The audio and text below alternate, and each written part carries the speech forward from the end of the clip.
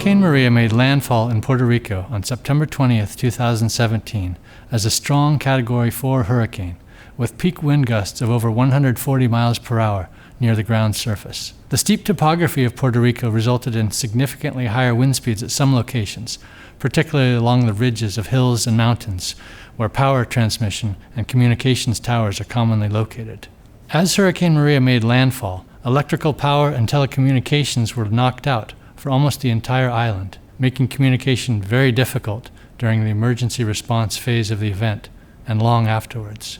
The steep topography of Puerto Rico also enhanced the rainfall intensity, and total rainfall accumulations of over 30 inches were recorded at some locations. The heavy rainfall resulted in extensive flooding and landslides, with over 40,000 documented across Puerto Rico.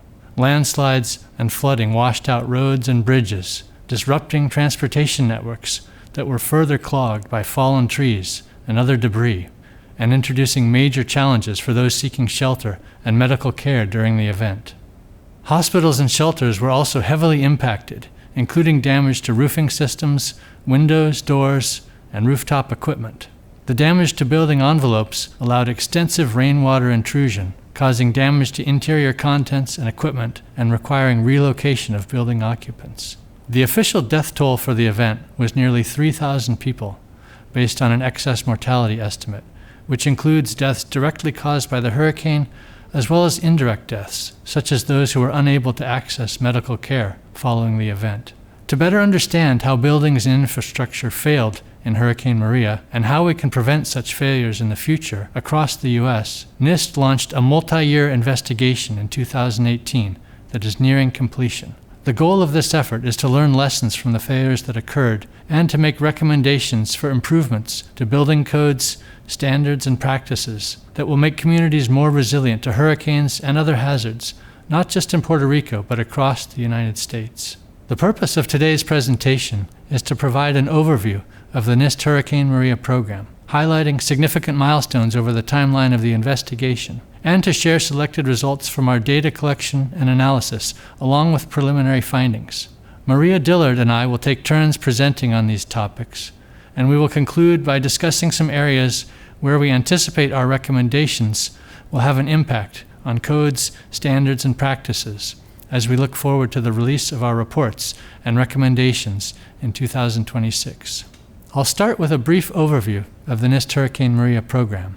Within the Hurricane Maria program, NIST is studying the hurricane's effects on Puerto Rico along with the subsequent recovery. The ultimate goal of our work is to develop recommendations for improvements to building codes, standards, and practices that will help communities in Puerto Rico and across the U.S. to be more resilient to future storms.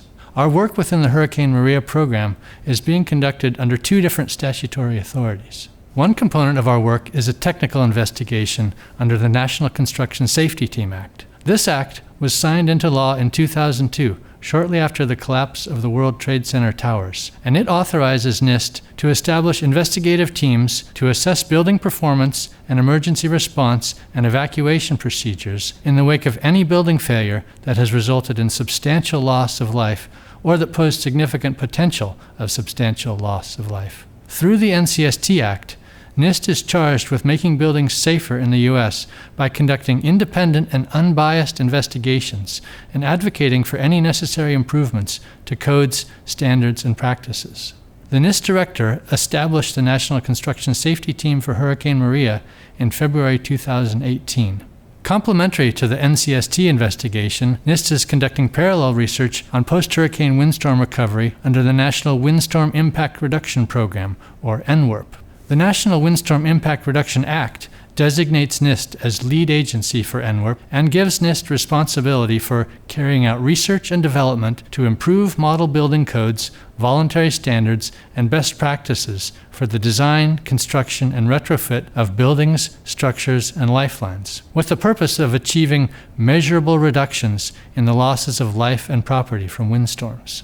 For Hurricane Maria, Key factors in the decision to launch an NCST investigation included the severity of the hazard, a strong Category 4 hurricane that affected the entire population of Puerto Rico, resulting in many deaths, the severity of the impacts on engineered buildings, many of which sustained loss of function as a result of extensive non-structural damage and intrusion of rainwater, and challenges associated with emergency communications in the emergency response phase, which were complicated by loss of communications for extended periods. Severe impacts to infrastructure systems were also considered, along with challenges associated with the subsequent recovery of education, healthcare, and businesses. These factors contributed to NIST's decision to launch complementary research projects under the National Windstorm Impact Reduction Program. In response to these impacts, NIST established 7 technical projects, with 4 projects under the NCST investigation and 3 projects under the NWRP research study. These projects represent a range of disciplines and data collection and analysis techniques. The 4 NCST projects are aligned with the goals of the investigation and are focused on hazard characterization, performance of critical buildings, public response to emergency communications, and morbidity and mortality. The 3 NWRP projects are focused on the impacts to and recovery of small and medium-sized businesses and supply chains, social functions associated with schools and hospitals, and infrastructure systems with a focus on infrastructure that supports critical buildings and emergency communications. The NCST investigation and the NWRP research study are closely coordinated to provide a full picture of Hurricane Maria's impacts on Puerto Rico that will inform the final findings and recommendations. To achieve the work planned, a multidisciplinary team with expertise in structural and civil engineering, public health, epidemiology, medicine, anthropology, communications, sociology, and economics was brought together. This team includes experts at NIST, in other federal agencies, and in the private sector.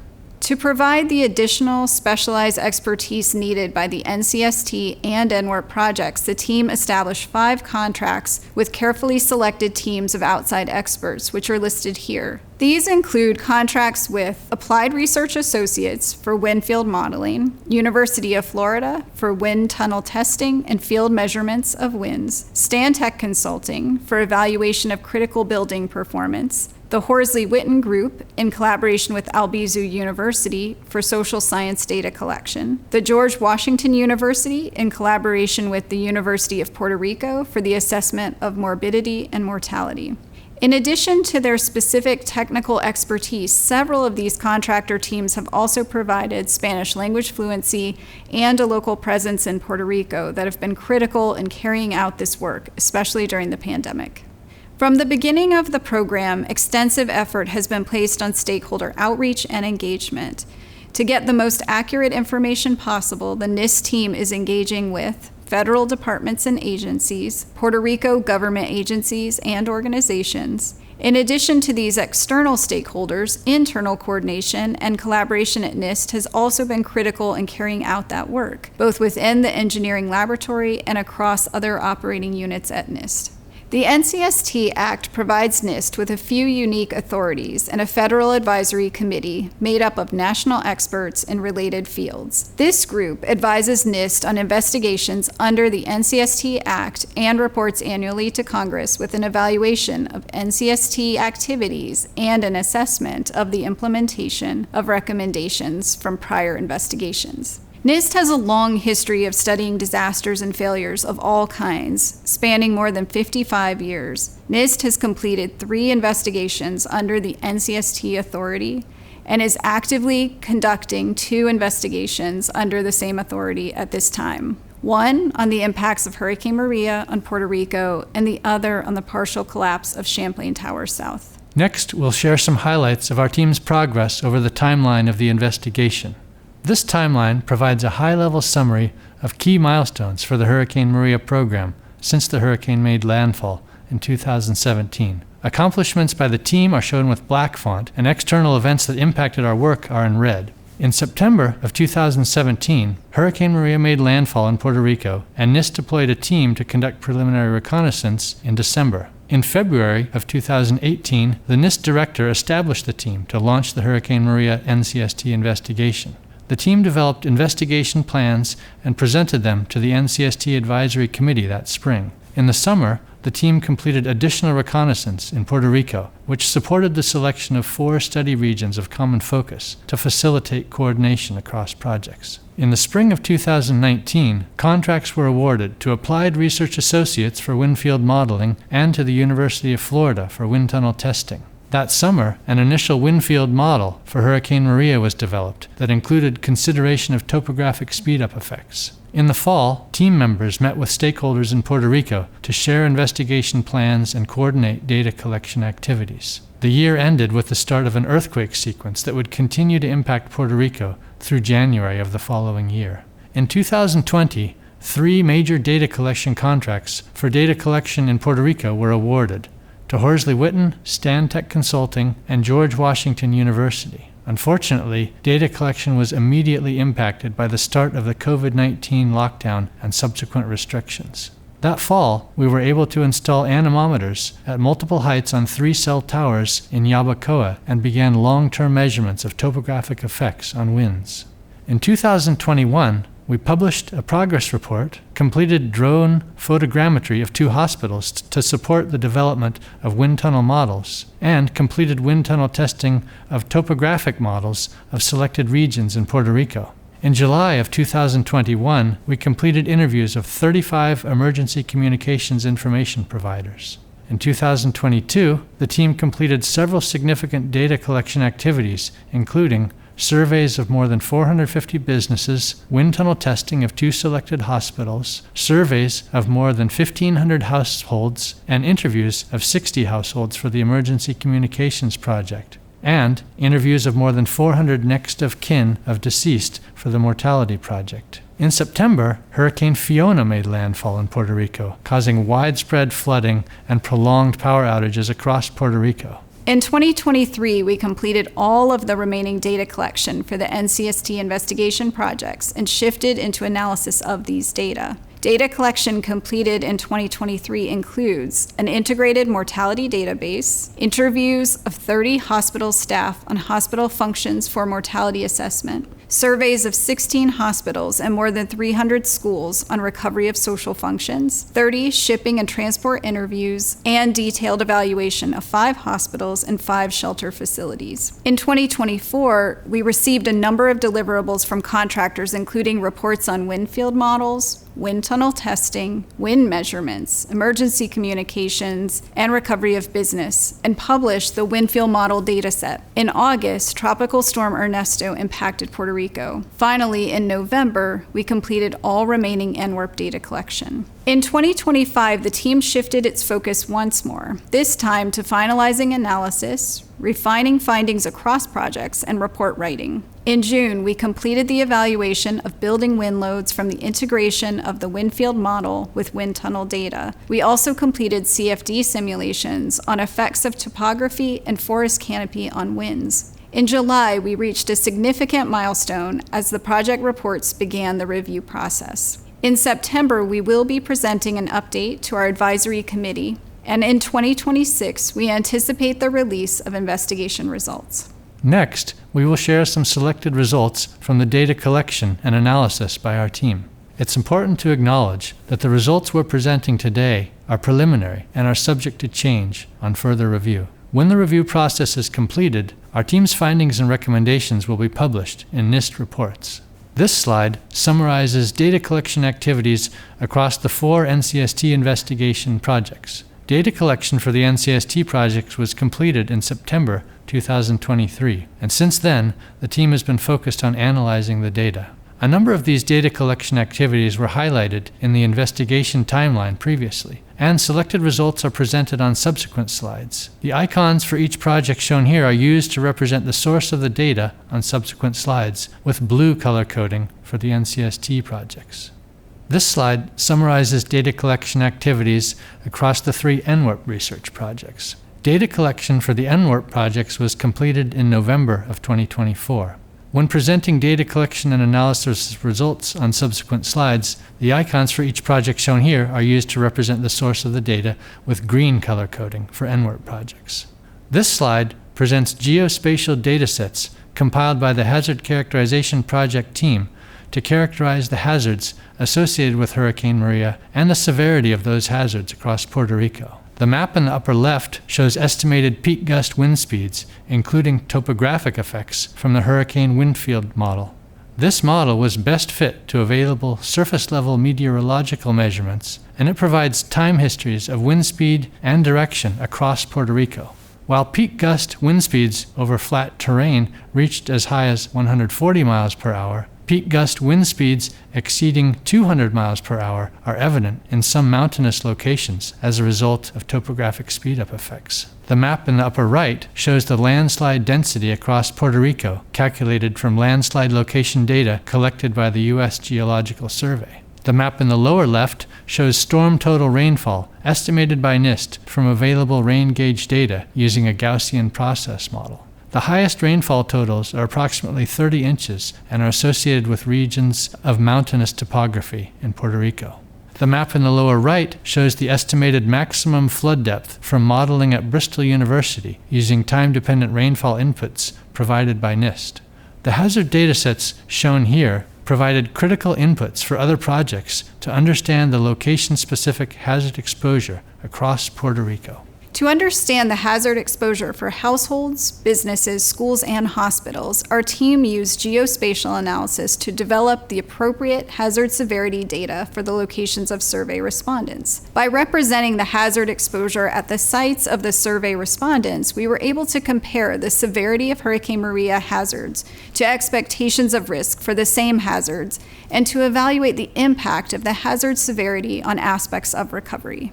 Our qualitative content analysis of emergency messages helps to answer the question, what communications did the public receive about protective actions such as evacuation?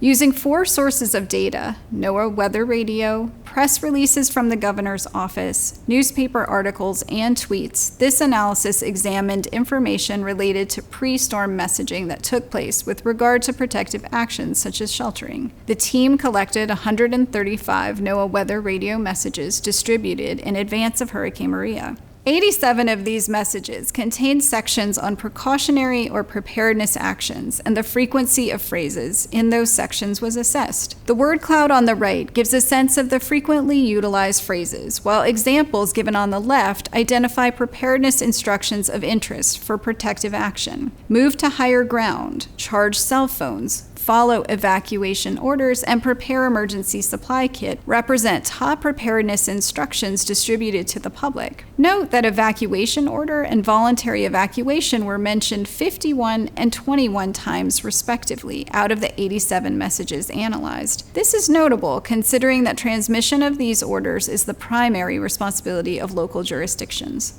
Through our household survey of a representative sample of the Puerto Rican population, we determined that protective actions like evacuation to go to a designated shelter were rarely taken by the public during Hurricane Maria. Most Puerto Ricans did not have evacuation experience prior to Hurricanes Irma and Maria. As indicated in blue on the bar chart, we can see that most did not evacuate for Hurricane Maria, with the levels of evacuation remaining similar across the study regions. 4 or more protective actions were taken by 58% of the population, as seen in the table.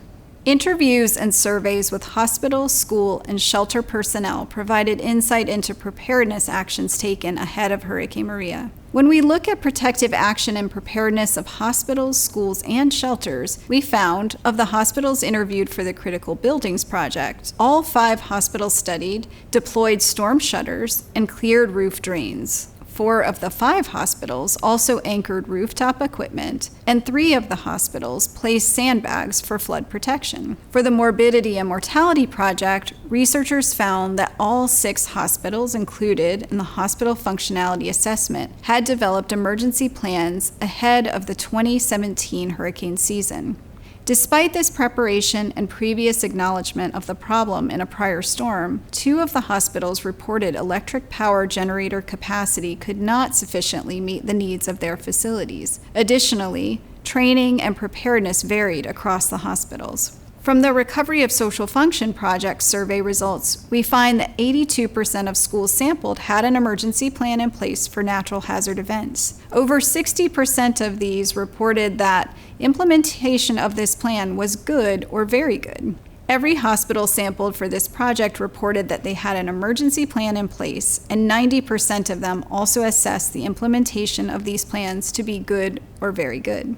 Unlike for schools and hospitals, interviews for the Critical Buildings Project found that none of the 5 shelter points of contact reported being able to access shelter operation plans for Hurricane Maria. To understand the damage to critical buildings, the Critical Buildings Project team interviewed hospital and shelter staff, and these interviews included questions about sources of rainwater entry and the amount of rainwater intrusion for each source. For hospitals, the interview responses indicated that all 5 hospitals experienced significant intrusion of rainwater, with the most prevalent sources of entry including leaking roofs, broken windows and doors, and damaged or dislodged rooftop equipment. The photos at the right illustrate each of these sources of rainwater entry. To understand the causes of death associated with Hurricane Maria and when those deaths occurred, the Morbidity and Mortality Project team conducted interviews with 410 next of kin of those who died in the 2 weeks following the hurricane. Of these deaths, only about 1/10 occurred on the day of landfall, with the remainder occurring in the following 14 days. The majority of the deaths were not caused by storm-related injuries, but resulted from other causes, especially non-communicable diseases, including cardiovascular disease, diabetes, and kidney disease. Most of those who died had 2 or more comorbidities. Geospatial analysis of death records within 14 days after landfall provided additional insights into the deaths that occurred, revealing that more than half of the deaths occurred after patients were admitted to hospitals. Interviews of hospital personnel provided further insights into how the building damage affected the functionality of hospitals. In the hospital personnel interviews for the Critical Buildings Project, 4 of the 5 hospitals reported loss of function for elevators, which made it challenging to move patients when required, for example, when a part of the facility flooded. 2 of the 5 hospitals reported that damage to electrical and mechanical systems had a severe impact on functionality, and 1 of the hospitals reported that damage to interior finishes and contents had a severe impact on functionality. 4 of the 6 hospitals in the Morbidity and Mortality Hospital interviews also reported having problems with their elevators, which made patient movement very difficult.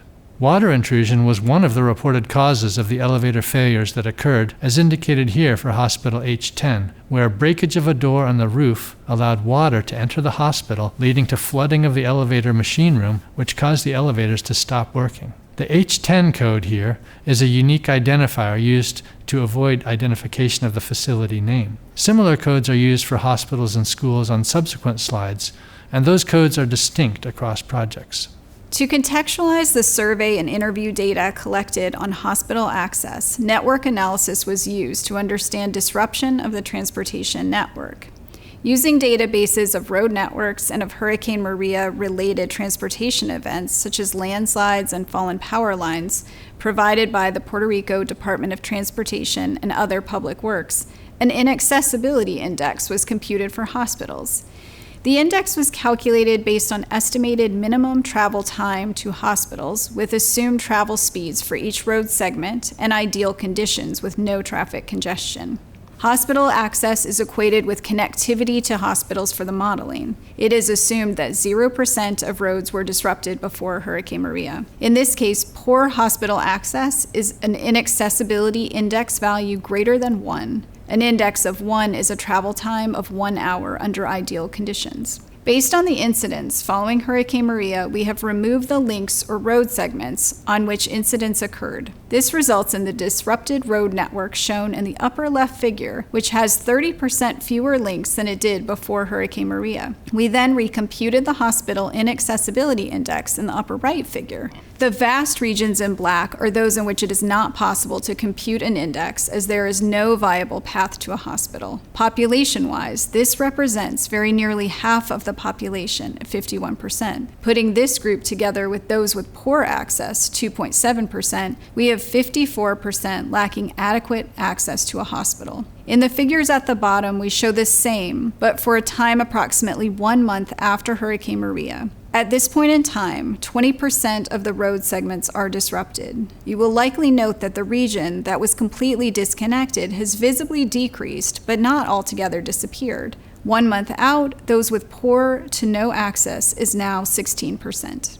School surveys and shelter personnel interviews provided information on backup utilities that were available for schools and shelters. For many facilities, protective action and preparedness for utility service disruption was focused on generators and cisterns. However, there were issues with the performance and reliability of these backups. Most of the shelters interviewed for the Critical Buildings Project had generators, although challenges such as obtaining fuel, malfunctions, and storm damage in some cases limited their functionality. While all of the 5 shelters surveyed had cisterns, most still had challenges with their potable water supply. From the Recovery of Social Function Project school survey results, we find that 95.3% of schools in the sample lost power, and the average days without power is just over 100. Less than a quarter of sampled schools had a backup for electric power, such as a generator, and of those, approximately 28% used the backup. A lack of potable water was also an issue, with one school emphasizing that students needed to bring their own water because the water was not safe to drink.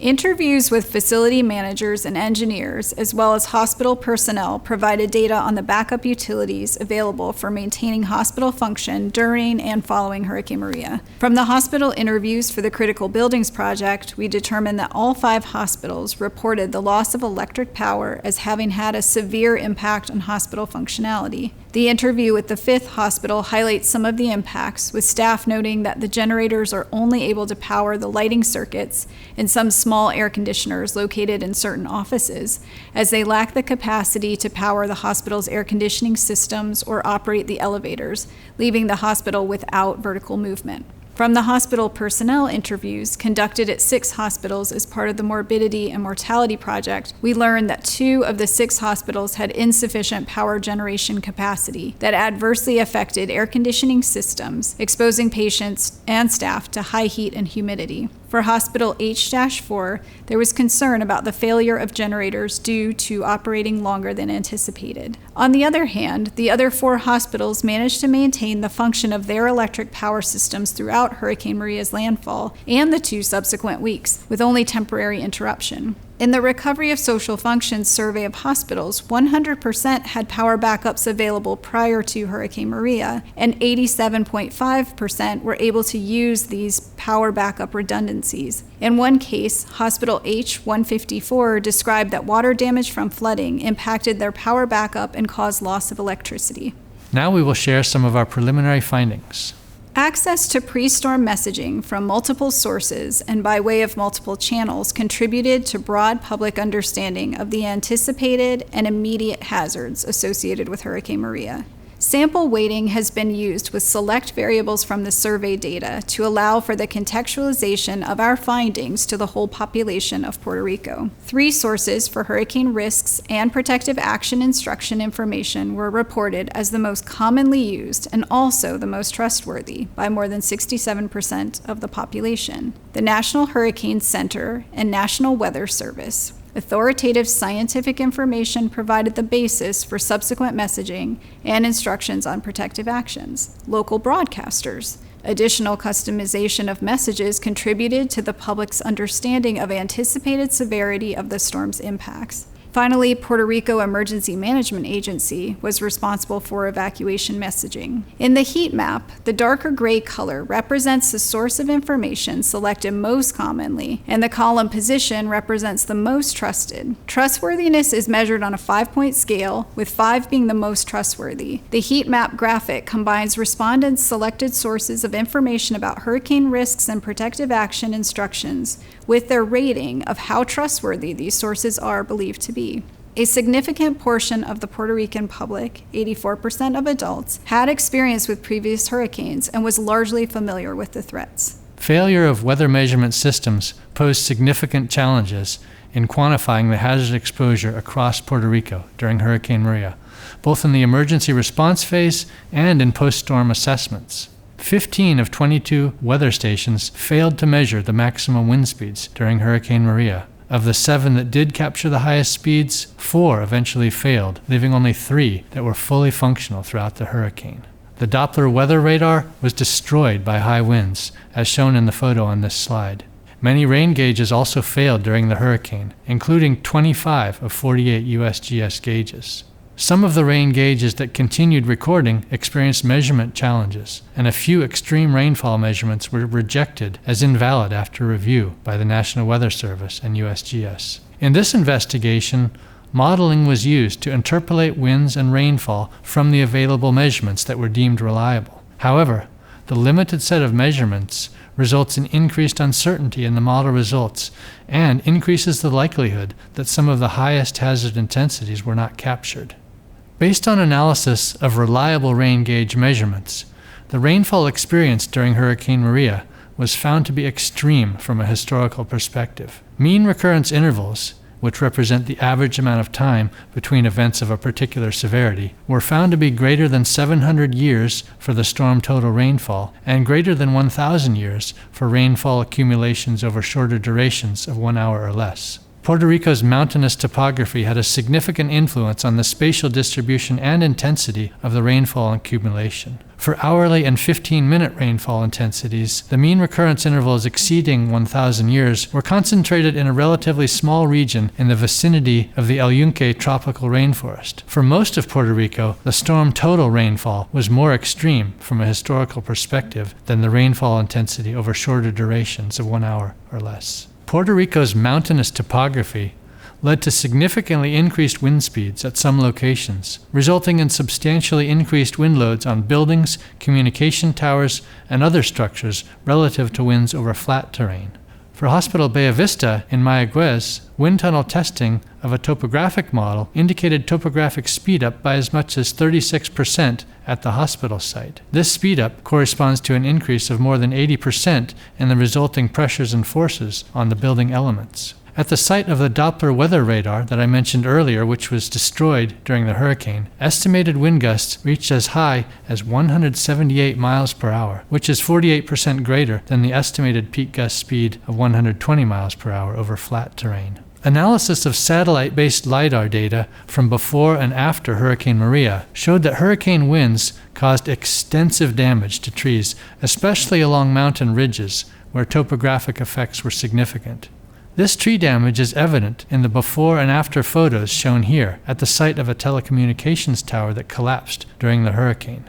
This tree damage resulted in other disruptions, including damage to power lines and blockage of roads. Blockage of roads included infrastructure-owned access roads, which were critical for restoration of infrastructure systems following the hurricane. Tree damage like that shown on this slide also reduced the shielding of structures from winds. Based on analysis of pre- and post-storm imagery, tree damage was found to change the exposure category from suburban to open country for 25% of the communication towers evaluated. This corresponds to a significant increase in wind loads. The image on this slide illustrates a typical pattern of building damage and resulting impacts that was observed across multiple hospital and shelter facilities evaluated by NIST. Hurricane winds and windborne debris were found to cause extensive damage to building envelopes, including roof covering, windows, doors, and rooftop equipment. This envelope damage allowed significant rainwater intrusion, which damaged contents and equipments and forced the relocation of occupants. As noted previously, damage or loss of function for elevators made such relocation more challenging, especially for occupants in wheelchairs. Refuge areas and designated shelter facilities preserve life safety, successfully protecting occupants from hurricane winds and windborne debris. However, occupants were exposed to other hazards and significant operational challenges were encountered in these facilities. Refuge areas were impacted by rainwater intrusion and flooding, especially the accessible ground floor refuge areas, requiring relocation of occupants, including those in wheelchairs, who had to be carried to upper floors. The lack of air conditioning due to damage and/or loss of power exposed occupants to high heat and humidity and contributed to mold and mildew growth following the water intrusion. Shelter facilities generally had higher occupancies than expected and were used far longer than intended. Multiple groups were involved in managing shelters, and a lack of clear roles and responsibilities exacerbated shelter operational challenges such as providing drinking water, meals, and functioning bathrooms. Complex interdependencies between disrupted infrastructure systems, especially communications, power, and roads, greatly delayed the recovery of infrastructure services following Hurricane Maria. The delayed restoration of these services impacted the recovery of critical social and economic functions in the communities of Puerto Rico. Infrastructure operators contending with long-term loss of power from the grid assessed the following as greatly impacting service recovery: the availability of generators, maintenance and repair services to keep them functional, and the fuel to run them. Each of these items was needed to provide alternative temporary power. Additionally, the loss of communications was also ranked high in delaying infrastructure service recovery. Prolonged electrical power disruption was a factor in recovery of social functions performed by schools and hospitals. In particular, the odds of advancing the restoration of primary education and healthcare services were decreased by the number of days without power. Industry representatives identified disruptions in transportation and shipping as having delayed distribution of essential supplies and created cascading effects that hindered long-term business recovery. Patients who sought medical care following Hurricane Maria encountered significant challenges in obtaining care. From network analysis, we determined that transportation network disruption following Hurricane Maria impacted accessibility of the hospitals for more than half of the population. From the verbal autopsy surveys, we found that many people sought medical care at multiple places, as many as 7. Based on analysis of the death records of all who died, we found that more than half of all deaths occurring in Puerto Rico after Hurricane Maria made landfall occurred in hospitals or emergency rooms. The verbal autopsy surveys and records review show that most patients arrived at the hospital in poor condition. They were older, with critical and complex medical conditions that required regular care. Their condition may have deteriorated at home or while seeking care. Upon arriving at hospitals, most next of kin surveyed reported disruptions in services, only 10% reporting no disruption. And finally, both hospital functionality assessments and hospital building assessments indicate that backup power systems at many hospitals did not power air conditioning systems or elevators. Patients and staff were exposed to high heat and humidity. There was difficulty relocating patients when needed. And although hospitals provided the best care possible to incoming patients, some died because they had arrived at the hospital too decompensated. Many of these patients had missed meals, dialysis, insulin, and medicine, and had no oxygen for ventilators, and may have been exposed to external stressors, such as heat, air, and noise pollution, before seeking care. One facility shared that one patient who had been on a ventilator died when the power generator at their facility failed due to lack of diesel. Businesses, schools, and hospitals that took specific measures to prepare before Hurricane Maria were able to resume operations more quickly afterward. Preparedness measures and resilience investments that statistically improved recovery outcomes included the following. For businesses, pre-established emergency plans, diversified suppliers, and backup power sources. These preparedness measures allowed them to resume operations more quickly, maintain continuity of services, and contribute to stabilizing local economies. For schools and hospitals, emergency plans, designated risk mitigation funds, and backup power sources. For schools and hospitals, these preparedness measures allowed them to reach higher levels of overall recovery more quickly. These preliminary findings highlight the critical role of resilience investments in post-disaster recovery. Financial assistance was a determinant of recovery progress for businesses, schools, and hospitals. The prolonged need for financial assistance is related to statistically slower recovery of businesses and business functions. Businesses that applied and did not receive funds had lower odds of recovery when compared to those who did not apply for assistance. Schools and hospitals that did not receive financial assistance within 18 months had statistically lower repair progress than those who received assistance. This is highly important because repair progress serves as the strongest predictor of overall recovery in statistical models for schools and hospitals. Finally, we will discuss the anticipated impacts of the NIST technical investigation and research study. NIST intends to publish reports describing the analysis, findings, and recommendations resulting from our work. This includes draft reports for public comment, as well as final reports in which the public comments have been addressed. The recommendations are expected to include specific improvements to building codes, standards, and practices based on the findings, as well as research to help prevent future building failures, improve emergency communications, and reduce loss of life.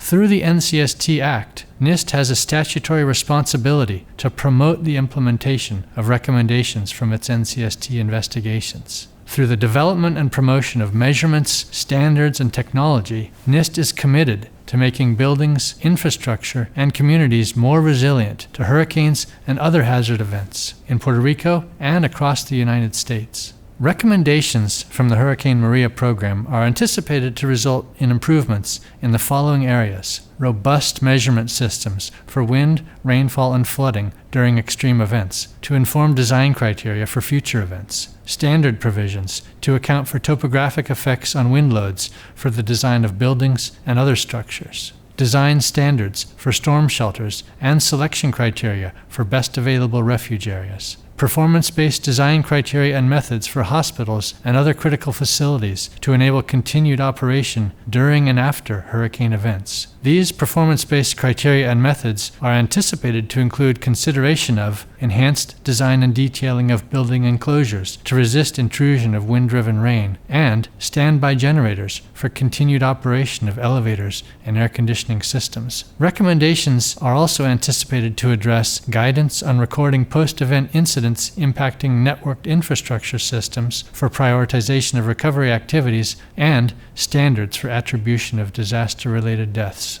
In closing, we would like to take a moment to offer our acknowledgments to our dedicated team, to all those impacted by Hurricane Maria, and to all those in Puerto Rico who responded to the data collection requests and shared knowledge, experiences, and lessons learned, as well as the many partners in Puerto Rico who have supported the data collection efforts we described today. Thank you on behalf of NIST and our team for your time and vital contributions to this work to improve the resilience of all U.S. communities to future hurricanes. Hurricane Maria stands in history as among the most costly and deadly storms to have impacted the U.S. While Hurricane Maria came with extreme impacts that were exacerbated by the island context, we fully expect the findings and recommendations to apply more broadly across the mainland U.S. Recent events such as Hurricane Helene, which made landfall in September of 2024, share many similarities with Hurricane Maria. For example, Hurricane Helene impacts included significant rainfall in mountainous areas that led to flooding and landslides, transportation networks disrupted with some neighborhoods and communities being cut off from road access completely, massive infrastructure failure, including the loss of communications and critical links in the transportation network, at least one hospital requiring evacuation. More and more communities that are not expecting direct hurricane impacts are now experiencing them. Hurricane Helene makes a strong case for why future Hurricane Maria recommendations are relevant. We intend for our investigation to have lasting impact, to prevent building failures and losses of functionality, to improve emergency communications, and to save lives. Further, we expect our recovery-focused study to enhance standards and practices for how communities prepare for, respond, and recover from future hurricanes. Our team has worked to understand the full range of impacts, recovery, and interconnections of this disaster across time, geographic space, and systems. As we conclude our technical work, the challenge of bringing about change awaits us and our partners, who will be central to ensuring the recommendations from this investigation and study are carried out. We hope that today's presentation will not be your last engagement with the NIST investigation for Hurricane Maria. Please use the first two QR codes to access all publicly available information about this work, and the third QR code is available to those who wish to provide information for any of our ongoing investigations and disaster studies.